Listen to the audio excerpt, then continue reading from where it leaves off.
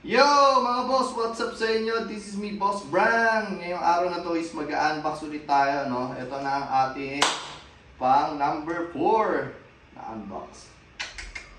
Alright, so meron tayo ditong Tecno again. Pero hindi siya stove, syempre. So meron tayong range hood dito at saka Panasonic na washing machine. Unahin natin itong Tecno, guys. Ito ang ating pang number 4 na unboxing. Meron tayong range hood na napaka-solid.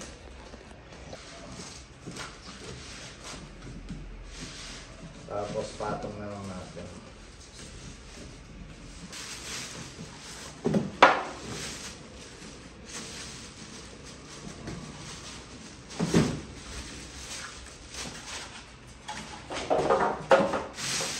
Wow! Stainless! So, stainless din yung kulay niya, guys. Ito natin. May mga bakas. Alatang may nag-open. Yan.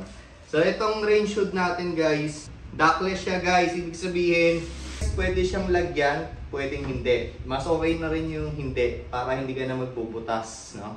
Kung saan man papunta to. Papuntang langit. Ayan. So ayan guys. Ngayon naman ite-testing natin tong range hood natin, no? So dahil tatluhan tong saksakan na to, meron tayong adapter. So saksak lang natin. And then dito sa extension. So eto, meron silang mga button dito, guys. Ayan, may mga iba-iba klase yan. So, testing muna natin tong ilaw na to para makita natin kung gumagana ba. Patayin ko ilaw. Ayan guys, ito po yung ilaw. Dito po siya, banda. Ayan. Tapos, ngayon naman, patayin natin ilaw. Pidutin natin to. Parang electric fan lang guys. So, may 1, 2, 3. Kung gaano kalakas yung buga niya, ay yung higop niya. So, number 1. Ewan ko kung maririnig niya sa camera. Ayan. Hindi siya ganun kaingay, no?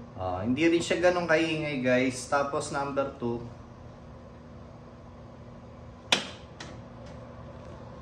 Ayan. May hangin dyan. May hangin dito, guys. Ayan. Dito po siya iigupin. Tapos number 3, guys. Ayan. So, sa number 3, ayan, maririnig niya na talaga yung sounds niya. Pero hindi pa rin po siya maingay, ha. Lakas. Ayan, malakas po siya. So, okay naman siya. Gumagana naman. Wala namang problema. Ngayon, pag papatayin niyo siya, ito ang pipindutin natin.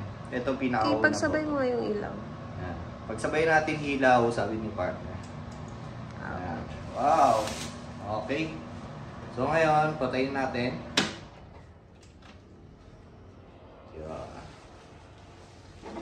So, pakita natin ang ating range hood.